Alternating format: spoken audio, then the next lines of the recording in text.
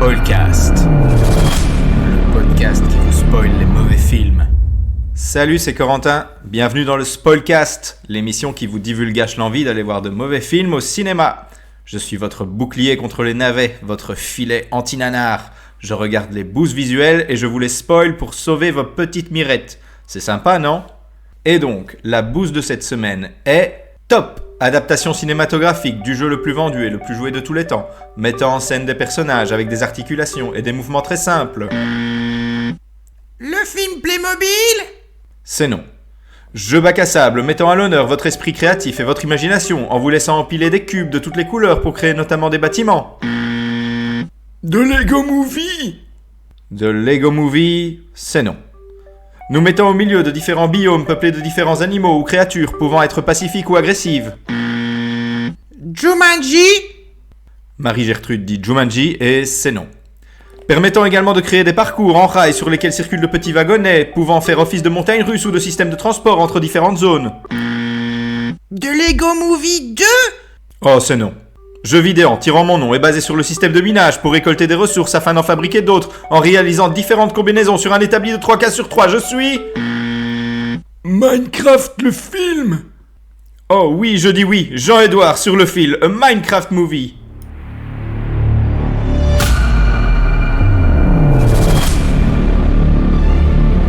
A Minecraft Movie est un film produit par la Warner et Legendary et sorti le 2 avril 2025. C'est réalisé par Jared Hess et le directeur photo est Enrique Chediak qui a déjà dirigé la photographie sur de nombreux films et notamment sur 127 heures ou 28 semaines plus tard.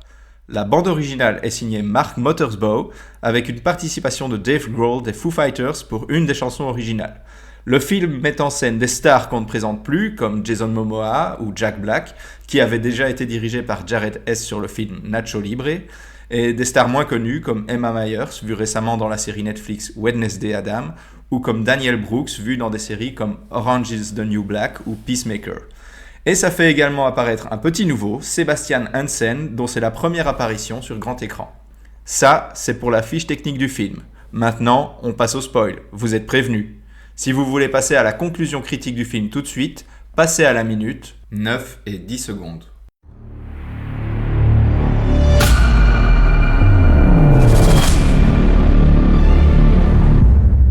A Minecraft Movie commence avec un plan large sur un petit garçon nommé Steve, au t-shirt turquoise, dont le rêve est de devenir mineur. Enfin, il est déjà mineur d'âge, mais il veut devenir mineur dans une mine, quoi. Et donc, devenu adulte, Steve, qui est parfaitement interprété par Jack Black, peut enfin s'adonner à sa passion et pioche dans la mine locale jusqu'à tomber sur un cube bleu luminescent qui rappelle vachement le Tesseract des Avengers et son réceptacle en cristal. En connectant les deux, il fait apparaître un portail vers un autre monde dans lequel chaque bloc du paysage peut être enlevé pour le replacer à un autre endroit, permettant de créer à peu près tout et n'importe quoi. Steve laisse donc libre cours à son imagination dans ce paradis créatif qu'il baptise Overworld et joue tant et tant qu'il finit par créer un autre portail vers le Nether, un monde de lave et de roches sans ciel et peuplé d'horribles cochons anthropomorphes appelés Piglins, dirigés par une reine sorcière Piglin nommée Malgosha. Malgosha veut s'emparer de l'orbe brillante, dite orbe de domination, mais Steve l'en empêche en envoyant son fidèle compagnon canin et cubique Dennis dans le monde réel avec l'orbe et le cristal. Ça, c'est la mise en place du personnage de Steve, qui est donc le personnage emblématique du jeu vidéo Minecraft dans ce monde vidéoludique bien connu. Alors, c'est une mise en place, mais c'est aussi le début du fanservice, parce qu'il n'y a pas grand-chose d'autre dans ce film. On voit tous les aspects du jeu, le minage, le craft, les animaux, la construction, le cycle jour-nuit avec les monstres, le tout en 5 minutes chrono. C'est simple et efficace. La scène d'exposition suivante présente les autres personnages. Garrett Garbageman Garrison, interprété par Jason Momoa, un ancien champion de jeux vidéo d'arcade qui n'a jamais su rebondir ou diversifier son activité et dont la petite boutique de rétro gaming est donc en redressement fiscal. Il y a aussi Henry et Nathalie, interprétés respectivement par Sebastian Hansen et Emma Myers, deux jeunes adultes orphelins qui réalisent le dernier souhait de leur défunte mère en venant s'installer dans la petite ville paumée de Chuglass. C'est bizarre comme dernier vœu, mais ce ne sera pas exploité plus que ça. Le dernier personnage, et bien des moindres, est une femme cumulant plusieurs emplois, dont ceux d'agent immobilier et de vendeuse d'animaux. Elle s'appelle Dawn, et elle est interprétée par Danielle Brooks. Je dis des moindres parce que si le personnage n'existait pas, ce serait la même chose. Et d'ailleurs, le film ne regardait que Steve et Garrett, ça marchait tout aussi bien à mon avis. Mais je continue. Tous ces personnages évoluent donc dans la ville de True Glass, qui compte une usine de chips de pommes de terre, et une école, et un magasin de rétro gaming. Les couleurs de la ville sont pastel, on est dans des quartiers résidentiels américains, avec un énorme bâtiment, ici l'usine de chips, qui surplombe la ville. Tous les personnages ont l'air un peu à l'ouest aussi. Ça fait donc beaucoup penser à l'atmosphère inspirée des films de Tim Burton, comme Édouard aux mains d'argent ou Beetlejuice. Et ça fonctionne. Les 20 premières minutes du film sont pas désagréables. J'avais même peur de pas pouvoir vous sortir mon spoilcast, c'est dire. Donc, tout ce bon monde trouve l'orbe et le cristal, les rassemble, sont attirés par le portail qui est dans la mine, et se retrouvent dans l'Overworld, dont les couleurs hyper saturées sont tout en contraste avec le monde réel. Tout comme Steve, Yel découvre les particularités de ce monde, jusqu'à la première nuit où Steve, libéré par Malgosha pour retrouver l'orbe, les sauve in extremis de l'attaque des différents creepers, araignées, zombies et squelettes.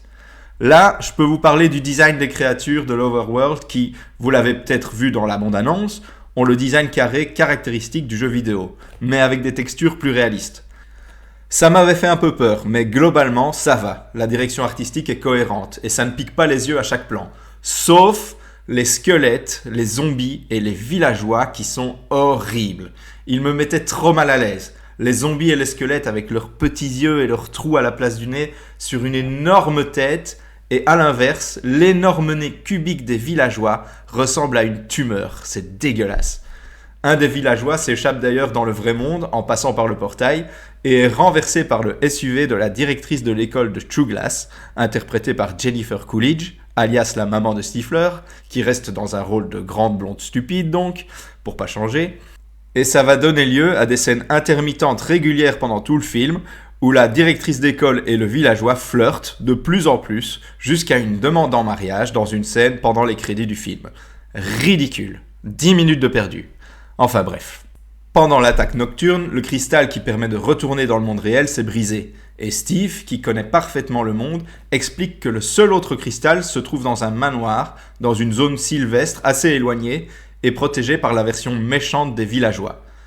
Ils ont un nom spécifique, mais je suis pas expert du jeu et j'ai oublié.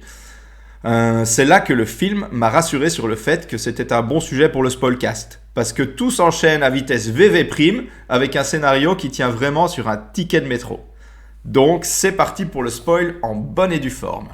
Le groupe est attaqué dans le village où ils sont et séparé en deux groupes, dont un va au manoir dans une scène aérienne assez comique, je dois l'avouer, et un parcours en minecart, clin d'œil, fanservice. Le groupe récupère le cristal, après quelques échauffourées avec des créatures ennemies, et se retrouve nez à nez à la sortie du manoir avec Malgosha. On apprend alors qu'elle veut transformer l'Overworld en Nether, car quand elle était jeune, elle a été humiliée dans un concours de danse, Nether's Got Talent, et veut donc supprimer toute la créativité de l'existence.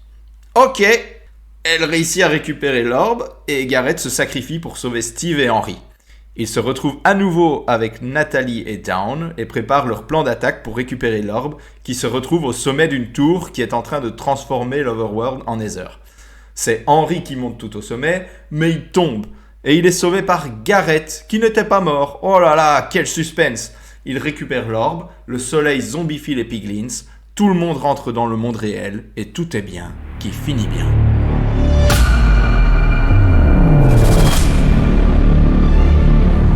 Donc le film n'est pas spécialement laid, à part les squelettes et les zombies et les villageois. La bande-son n'est ni dérangeante, ni inoubliable. Le jeu des acteurs colle au scénario en faisant des tonnes pour faire rigoler la galerie, bien que Jack Black et Jason Momoa auraient amplement suffi. En fait, maintenant que j'y pense, je suis sûr que Jack Black tout seul sur un fond vert qu'on remplace par des images du vrai jeu avec quelques modes graphiques aurait fait l'affaire pour beaucoup moins cher. Mais bon, je suis pas producteur, pas encore. Le film est en conclusion pas horrible, c'est une comédie familiale d'action-aventure comme il en existe des centaines. Mais celle-ci a vraiment un scénario qui tient sur un timbre-poste, avec une tonne de fanservice. Et c'est un peu débile, mais cohérent. C'est débilement cohérent, ou cohéremment débile si vous voulez. Et pour votre info, si vous tenez jusque-là, il y a une scène post-crédit. Ah, aussi, anecdote, dans les pubs avant séance, le film s'associe à Doritos ou à McDonald's. Et c'est la parfaite métaphore en fait. Le film fonctionne comme un paquet de chips ou un repas fast-food. C'est très efficace et très satisfaisant au début. On va jusqu'au bout, mais après, il vous en reste rien, si ce n'est un peu de gras dans vos artères. Donc, si je devais résumer le film en une phrase, ce serait « Ça m'aurait fait mal de payer pour voir ce film ». Bon, le fait est que j'ai payé pour voir ce film, et pour vous éviter ça. Mais peut-être qu'un jour, je pourrais passer mes séances ciné en frais professionnels aux impôts. Haha, mon rêve. Si vous voulez voir un film familial avec un meilleur scénario, je vous conseille donc plutôt de revoir les films Beetlejuice ou Jumanji, ou bien aller carrément jouer au jeu Minecraft pour laisser parler votre esprit créatif, plutôt que de vous abrutir devant ce film qui, je suppose, essayait de défendre l'importance de l'imagination, à côté du fait qu'il faisait de la pub. Voilà, c'était Corentin pour la critique spoil de l'adaptation du jeu Minecraft au grand écran. N'hésitez pas à liker ou à partager le podcast ou à laisser un commentaire. Allez, à bientôt j'espère pour un nouvel épisode du Spoilcast.